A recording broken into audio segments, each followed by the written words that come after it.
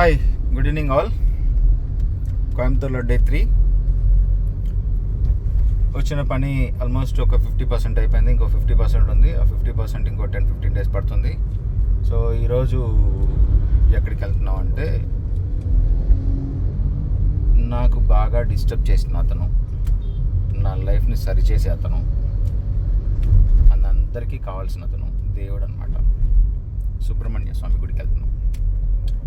ఎందుకు ఇంత ఎక్స్ప్లెయిన్ చేస్తానంటే, నా దగ్గర ఒకడు ఉన్నాడు, విజయ్ కుమార్ అని. మేమిద్దరం కలిసి ట్రావెల్ చేసి శబరిమలకి వెళ్తున్నప్పుడు ఒక 2-3 ఇయర్స్ ముందు ఒక పాట పెట్టాడు.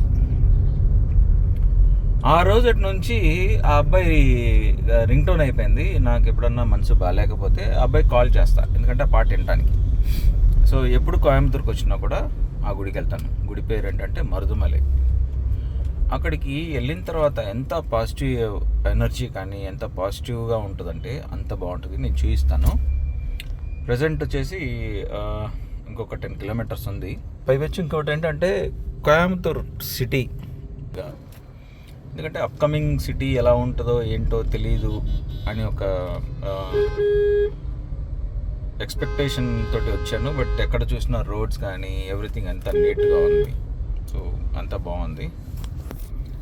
నేను గుడికి వెళ్ళాక మీకు ఇంకొక వీడియో తీసి పెడతాను అనమాట. Okay, by, thank you.